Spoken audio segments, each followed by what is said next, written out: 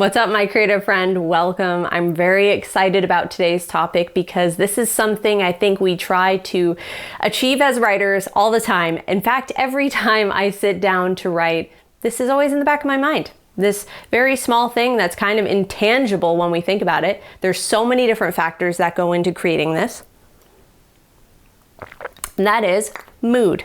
How do we create an amazing and memorable and unique mood around a story? And what even is mood? A lot of times we can't even describe it because it's so many elements. It's visuals, it's what we're imagining, it's certain stylistic perspectives coming into play that are giving the story a certain flavor, a certain mood. So can we break down mood and maybe look at some films and some book examples and see how we can bring these different elements into our own work so that we can give our own spin to it and create amazing moods for our books.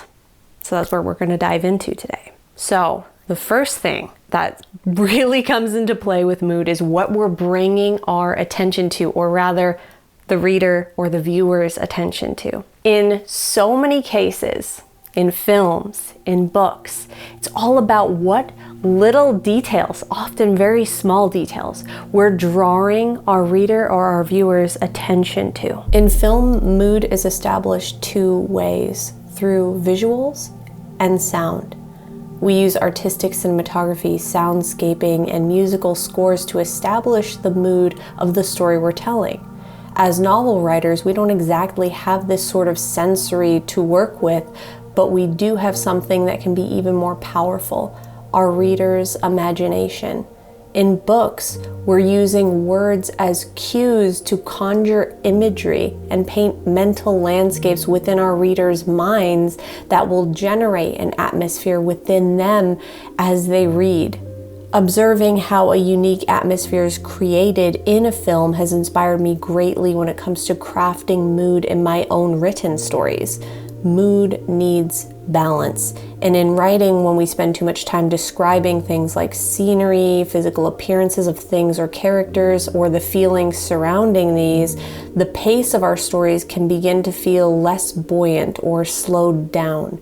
But in many films, we see mood being created in the in-between, in moments of transition, movement, and as the story is happening. In Bright Star, a film inspired by the relationship between John Keats and Fanny Braun, we find ourselves interpreting the events of the story with the mood being used almost as a medium through which it is being communicated. This feels incredibly fitting for a story about a poet, his poetry, and a romantic relationship. The subject seems to penetrate the atmosphere, from the disembodied narrations to the score to the color palette, the abstract compositions of shots. The film feels ethereal, something we can almost submerge ourselves into. A field of blossoms, capturing butterflies, spaciousness, spellbinding intimacy within small moments and gestures. Our attention is continuously drawn to the poetic nature of the ordinary. A ton of visuals are being used here to communicate this, which of course we don't have in literature, but we can translate these same techniques into writing. In this case, using a poetic style and bringing our readers' attention to smaller and more intimate snatches rather than the scene as a whole. Through the lens of novel writing, perhaps a scene like this would read something like, "The sweet summer breeze caresses the lace curtains. The sunlight flashes in my sister's curls. Bright wings flutter everywhere. Butterflies fill my room, delicate, iridescent, like his words, overwhelming my senses." The dreamy, almost hazy atmosphere of this scene brings attention to the whirling disorientation of falling in love, not lingering too long on any one thing, but instead catching glimpses, allowing the imagery to amplify the greater emotion here, being in love. We can use this same technique in our writing. Rather than describing the whole scene, we can skip around to the smaller fragments of what we want to bring our readers' attention to, heightening the emotion rather than drawing attention to the actual descriptions themselves. Our readers can only focus on so much. Our attention is limited. So when we want to create a certain mood around our stories, it's important to choose what we want to draw our readers' attention to carefully. Film shows us that oftentimes less is actually more. We really don't need a lot of paint on our brushes to create atmospheric imagery and set the mood of a story or a scene. We see this principle at work in the opening scene of Dunkirk. We watch a few soldiers making their way down a street, hundreds of sheets of paper fluttering in the air around them. The town before them seems eerily abandoned. Now, if this was a novel in opening moments like these, we might be tempted to point out a few things. That the town we see before us has clearly been evacuated, an enemy attack is imminent. We may want to speak to the emotions of the soldiers, the fear or dread they are feeling as they traverse the stretch of deserted street. But in this case, we're in the midst of a fast-paced war story, the last moments of these soldiers' lives excepting one.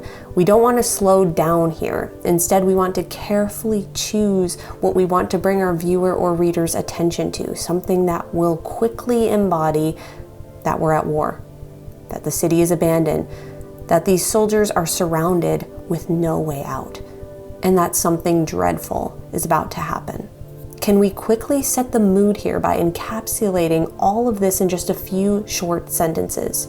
While novels are obviously written much differently than screenplays, I find that the short, sharp descriptors to be found in this method of writing can actually help us cut to the crux of the matter as novelists. In the case of Dunkirk by Christopher Nolan, we begin like this. Paper, falling like snow. 6 young, filthy Tommies raise their heads along a deserted street. I love that opening line, paper falling like snow, because instead of describing how many papers there are or the fact that they are propaganda leaflets right away, we're actually focusing more on the mood of the scene, comparing the almost palpable intensity of this moment to something most of us have experienced, something peaceful and lovely, snow gently falling. This comparison instantly conjures the image we're going for, and the contrasting moods between falling snow and threatening messages falling from the sky is almost like soundtrack dissonance, except in a visual.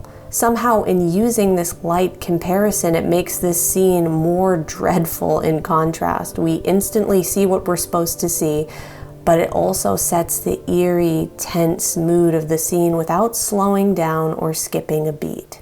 So now that we've looked at how we can create mood and atmosphere by the things we actually bring our reader or viewer's attention to, I think the next thing to consider is how we bring our viewer or reader's attention to that thing.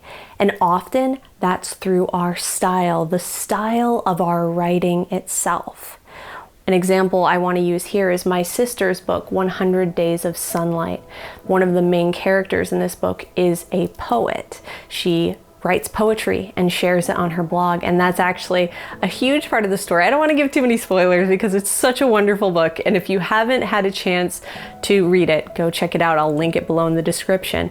But because one of the main characters is a poet, some of the actual way the prose are laid out in the formatting of the book is like a poem. The rhythm of the writing is like poetry in places, and it makes it so much more captivating and adds so much more flavor than just reading flat descriptions like any other book, because now we're seeing a little bit through Tessa's eyes. If we can make something more personal to the character and actually use the character's voice in our prose, it makes it so much more flavorful. It adds so much more atmosphere to the actual story itself. In 100 Days of Sunlight, we get this distinct feeling of peering over the protagonist's shoulders, getting a look into their innermost desires and fears as they pour out in the form of poetry.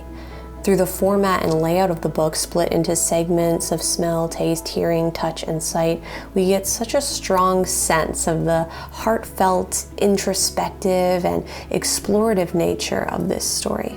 I know nothing. I feel everything. My dress swirls around my knees, and I laugh, and I hear Weston laughing too. I am drowning again. But this time, I don't need help. I don't need a rescue. Because I am drowning in perfect beauty. I am drowning in reckless joy.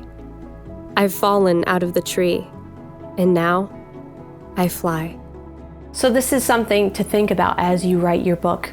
Look at what types of styles you're using, and there's no right or wrong answer here. There's not something you have to try to achieve. Just notice your strengths, some of your own stylistic strengths. And that brings us to our third and final point, which is perspective. Perspective adds so much to the flavor and the mood of your book. A lot of what we're actually writing is being told through the perspective of someone, whether that's one of your protagonists or a narrating voice. Think of the narrator as having a voice themselves, even if it's your own voice. What are some interesting characteristics you can bring into the narration that make it memorable? C.S. Lewis did an incredible job with this. Books like The Chronicles of Narnia are great examples of infusing third-person narrative with stylistic flair, giving this classical tale a whimsical, mystical vibe. It makes us feel almost as though we're seated around a fireplace listening to Lewis tell us this story personally. These incredibly personal and engaging narratives and perspectives can be found throughout Lewis's many other works too. Books like The Screwtape Letters and The Great Divorce are made more poignant because of the unique perspectives through which the story is being told. As I was spending some time thinking about this idea that the perspective and the point of view of the character or narrator can set the mood of a story, I was drawn back to some of my own work. In Anomaly, the prequel to my trilogy, I use deep point of view perspective in conjunction with a few stylistic choices to emphasize the haunting, mysterious, and urgently searching tone of the book. This particular story focuses on a main character as they search for identity and work through particular traumas from their background.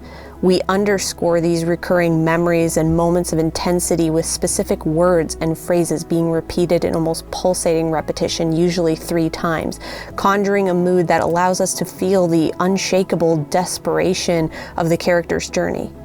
In keeping with this intimately tense atmosphere, we also communicate much of this introverted character's internal conflict through glimpses of secret journal entries. Is there something unique about your main character, something from their backstory that would make them look at something differently, describe something differently? And that will just bring more of an atmosphere, more of a unique touch to your descriptions rather than just describing them in a cut and dry way. So remember, take time to think about what details bring the most flavor and the most atmosphere and use those details like fine seasoning. Develop your style. Maybe you write some things in verse or bullet points or in dreamlike patterns or in quick snatches. All of this adds to the mood of your story. And lastly, take some time to focus on your narrator's voice and personality, even if you're just adding your own personality to the narration. If you're the narrator, think about what's unique about you that you want to bring to this story. Add some of your own voice, or if it's through your character's perspective, like I was just saying, think about what would be the first things that they would notice when they're looking at a landscape or when they're meeting a person or when they're in a confrontational situation or a relaxed situation. How would they process the world based on their own unique journey? It's their journey that's bringing the mood, the flavor. And if you want to go deeper, maybe think about actually using some of this as an exercise. Go back and look at some of your favorite films or scenes within films and study what is happening within the scene, just like we did with Bright Star. Try to pinpoint what exactly is setting the mood. What is our attention being drawn to? Is it objects surrounding the characters or physical aspects of the characters themselves? Or is it the space or the landscapes that are emphasizing something about the character's conflict? What styles are being used? Pull it apart and try to translate that into a piece of written work just for fun. You might be surprised by what you come up with. I also encourage you to go back through your own work and notice what you naturally gravitate to in terms of style. Don't judge, just notice. See what speaks to you about your own unique writing style and take note of how different stylistic changes make you feel. when we think about the fact that we're just living out this portion of a story, this moment through our character. That's really what creates the atmosphere, is who they are and what we're drawing our readers' attention to. So I hope you got something out of this. I hope this helps you in your next writing session as you continue to make your story manifest and unfold in the most beautiful way possible, and find your own awesome atmosphere and mood for your story. It's gonna be fantastic. I'm cheering you on. If you got something out of this video, it always means a lot when you like and subscribe, so I know that you'll be here when I post the next video. I'd love to have you here in the community. If you feel drawn to give in any way, you can find all my books below, my Patreon, and my Etsy shop. Feel free to share this with a writer that you think would benefit from it. Okay, have an awesome and wonderful creative rest of your day. I will see you soon. Namaste.